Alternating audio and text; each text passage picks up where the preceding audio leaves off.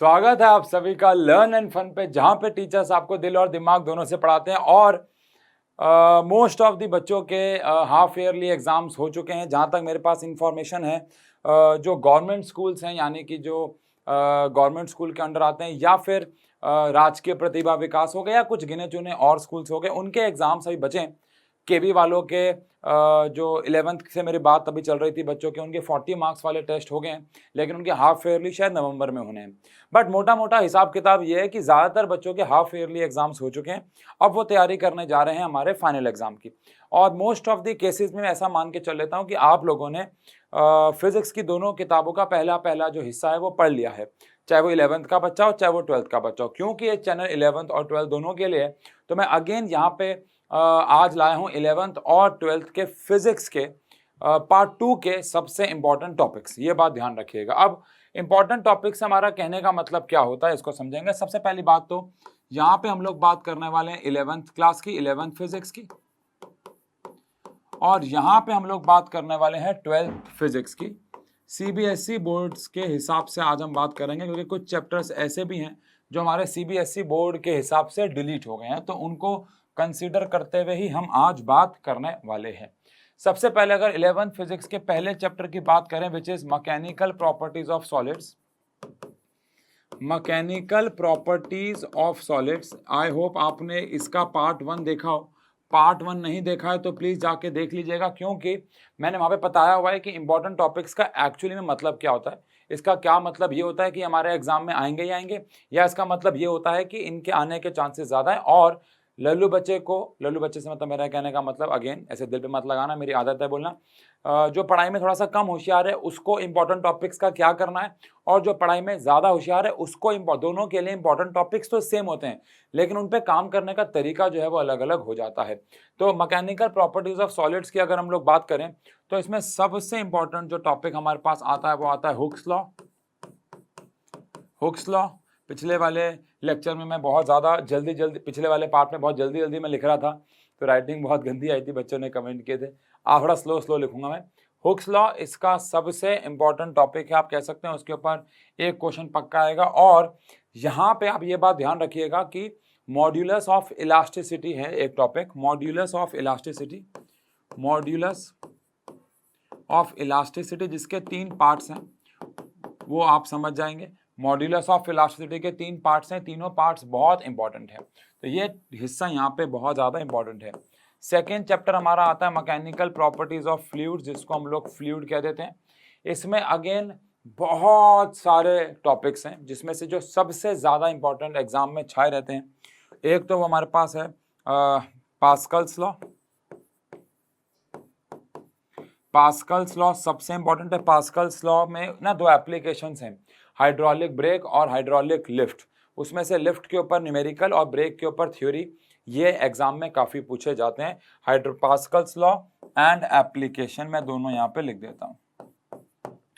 इसके बाद अगर बात करें पास्कल्स लॉ के बाद, हमारे पास काफ़ी इंपॉर्टेंट टॉपिक आते हैं, लेकिन टर्मिनल वेलोसिटी उनमें से एक है। उसके बाद coefficient of viscosity, coefficient of viscosity. ऐसा करते हैं, पहले 11th के टॉपिक्स यहाँ पे ले लेते हैं, फिर हम लोग ऐसा कर लेंगे कि 12th ले लेंगे। इससे थोड़ा आसान हो जाएगा जीवन हमारा, पेज आगे पीछे नहीं करना पड़ेगा। ठीक है जी। कोफिशिएंट ऑफ विस्कोसिटी, इसके बाद एक्सेस प्रेशर, इसकी तो भाई साहब डेरिवेशन, एक्सेस प्रेशर की तो डेरिवेशन आप मान के चलो एग्जाम में आ ही गई, ऐसा समझ लो। और last but not the least, इस चैप्टर का सबसे important topic which is Bernoulli's theorem. सबसे important topic which is Bernoulli's theorem और उसकी एप्लीकेशन। ये तो भाई साहब मतलब आप कह लो 100 में से 90% चांसेस हैं कि बर्नौलीज थ्योरम ही आपको एग्जाम में मिलने वाला है। इसके बाद हमारे पास आता है थर्मल प्रॉपर्टीज। थर्मल प्रॉपर्टीज में 2 टॉपिक सबसे ज्यादा इंपॉर्टेंट आते हैं। एक आता है अल्फा, बीटा एंड गामा, यानी कि coefficient of linear expansion, coefficient of areal expansion, coefficient of volumetric expansion, सबसे ज्यादा इंपॉर्टेंट टॉपिक है। उसके बाद हमारे पास coefficient of thermal conductivity. Thermal conductivity का क्या कोफिशिएंट है वो हमें निकालना है। थर्मल वो आप अगेन पढ़ोगे तो बहुत इंपॉर्टेंट, जिसके साथ साथ आप न्यूटन्स लॉ ऑफ कूलिंग भी पढ़ सकते हैं। कई स्कूल्स में Newton's law of cooling delete हो जाता है, कईयों में आता है। सीबीएसई में इस साल आ रहा है शायद, तो मैंने भी देखा नहीं, मतलब याद नहीं आ रहा है, आ भी रहा हूँ नहीं भी आ रहा, वो आप सिलेबस चेक कर लेना। But coefficient of thermal conductivity is the most important topic, जिसके साथ ही आप कह सकते हैं एक प्रकार से कनेक्टेड है न्यूटन्स लॉ ऑफ कूलिंग।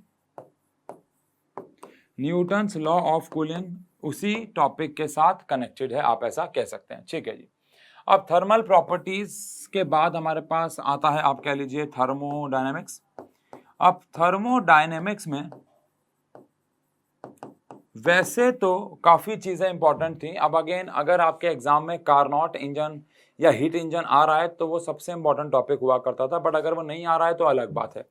इसमें सबसे इंपॉर्टेंट, उससे पहले जो टॉपिक आते हैं वो आते हैं work done for adiabatic and isothermal, इसके ऊपर डेरिवेशन और न्यूमेरिकल। अगर मैं कोई टॉपिक लिख रहा हूं तो आपको समझना है उसकी डेरिवेशन और न्यूमेरिकल्स मैं दोनों लिख रहा हूं। और यहाँ पे एक आता है हमारे पास हीट इंजन। अगर ये आपके सिलेबस में आ रहा है तो हीट इंजन तो भाई साहब कोई रोक नहीं सकता आने से। हीट इंजन से हमारा कहने का मतलब है उसकी वर्किंग, कंस्ट्रक्शन, जिसको हम कार्नोट इंजन के फॉर्म में भी पढ़ते हैं इस चैप्टर में। ठीक है जी। तो ये हमारे पास थर्मोडायनेमिक्स का सबसे इंपॉर्टेंट चीज। फिर हमारे पास आ गया ऑसिलेशंस,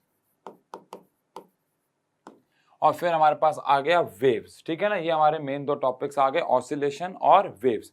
अब ऑसिलेशन में मान लो आ ही गया energy in SHM.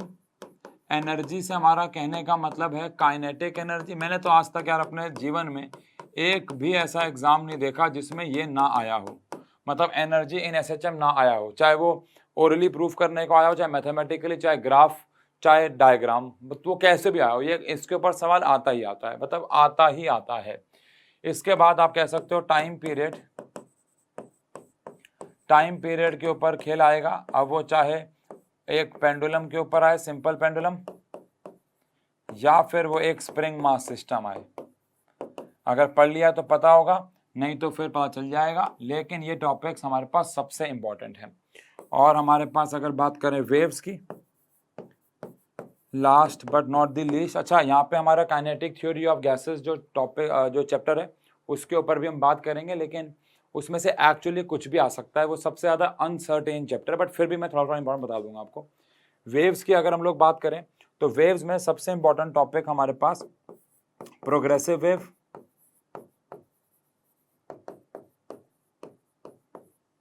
Stationary wave, इनकी इक्वेशन और इसके ऊपर न्यूमेरिकल्स की बात कर रहा हूँ। और थर्ड, अगर ये टॉपिक आ रहा है आपके एग्जाम में तो कुछ बच्चों के स्कूल्स में कट गया है, डॉपलर्स इफेक्ट। ये तो भाई अगर ये आ रहा है ना तो ये सबसे इंपॉर्टेंट टॉपिक है, ध्यान रखना। डॉपलर्स इफेक्ट मतलब मजा ही आ जाएगा। डॉपलर्स इफेक्ट के ऊपर न्यूमेरिकल आने के चांसेस ज़्यादा होते हैं। और स्टेशनरी वेव की डेरिवेशन, इसमें ना स्टेशनरी वेव में नोड्स और एंटी नोड्स होते हैं, जो आप पढ़ोगे आप समझोगे। उसकी जो डेरिवेशन होती है, उसकी जो पोजीशन होती है, वो निकालना सबसे ज़्यादा इंपॉर्टेंट है। आप मान के चलो एग्जाम में वो छाया रहता है, तो वो आप समझोगे। अब काइनेटिक थ्योरी ऑफ गैसेस में अगर मैं बात करूं, काइनेटिक थ्योरी ऑफ गैसेस में, इसमें वैसे तो ये एक ना मिसलेनियस सा चैप्टर है, मतलब सब कुछ इसमें ज़्यादातर छाया सा रहता है, बट दो टॉपिक जो मेरे को बहुत ज़्यादा एग्जाम में दिखते हैं वो है डिग्री ऑफ फ्रीडम और प्रेशर बाय अ गैस, इसकी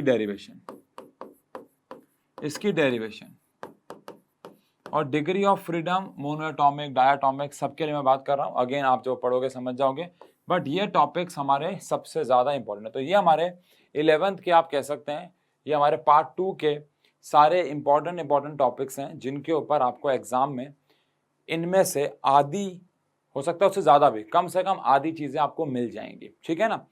अब अगर हम लोग बात करें बिना टाइम गवाए, बिना वीडियो को ज़्यादा बड़ा करें, 12th फिजिक्स की। अब 12th फिजिक्स में सीबीएसई में इस साल हमारा कम्युनिकेशन चैप्टर जो है वो डिलीट हो जाता है। ऑल्दो वो भी एक काफ़ी अच्छा चैप्टर था, बट बाकी सारे चैप्टर्स हमारे पास आ रहे हैं। सबसे पहले विशाल चैप्टर आ रहा है रे ऑप्टिक्स, रे ऑप्टिक्स में सबसे इंपॉर्टेंट टॉपिक TIR, ज्यादातर इसकी एप्लीकेशंस के ऊपर सवाल आते हैं, बट इसकी डेरिवेशन और न्यूमेरिकल भी आ सकते हैं। TIR, total internal reflection. उसके बाद यहाँ पे हमारे पास प्रिज्म, चैप्टर बहुत बड़ा है तो इंपॉर्टेंट टॉपिक्स भी ज्यादा होंगे। लेंस मेकर फॉर्मूला मान के चलो आ गया, एक सेट में तो आपको ये मिलना ही मिलना है। And last but not the least optical instruments, यानी कि टेलीस्कोप और माइक्रोस्कोप। इसके अलग अलग केसेस होते हैं, तो उनमें से कोई भी एक, ऐसा कोई बात नहीं है कि एक केस फिक्स्ड है, ये ज्यादा आता है ये कम, ऐसा नहीं है। टेलीस्कोप और माइक्रोस्कोप में माइक्रोस्कोप एग्जाम्स में ज्यादा आया हुआ है, अगर हम ऐसे वेटेज ऐसी रफ बात करें, ऑल्दो ऐसा कुछ भी नहीं है कि वो ज्यादा इंपॉर्टेंट है और वो कम, दोनों ही आते हैं। लेकिन हाँ, अगर आप इसे गिनोगे साल दर साल तो आपको माइक्रोस्कोप ज्यादा एग्जाम में मिलेगा। इसके बाद अगर मैं बात करूं वेव ऑप्टिक्स की, तो वेव ऑप्टिक्स में सबसे पहले तो derivation angle I is equal to angle R, और दूसरा स्नेल्स लॉ यानी कि sine I by sine R को कांस्टेंट प्रूफ करना। ये जो रे ऑप्टिक्स की सबसे इंपॉर्टेंट चीज है वो वेव ऑप्टिक्स में हम लोग प्रूफ करते हैं, और इसका प्रूफ सबसे इंपॉर्टेंट है। इसके बाद YDSE यानी कि यंग्स डबल स्लिट एक्सपेरिमेंट, तो समझ लो आ ही गया, मतलब आ ही गया। डिफ्रैक्शन इसमें इंपॉर्टेंट है, लेकिन अब अगर मैं डिफ्रैक्शन और YDSE दोनों ही लिख दूंगा तो पूरा चैप्टर ही हो जाएगा, फिर आपको इंपॉर्टेंट क्या बताया इसने।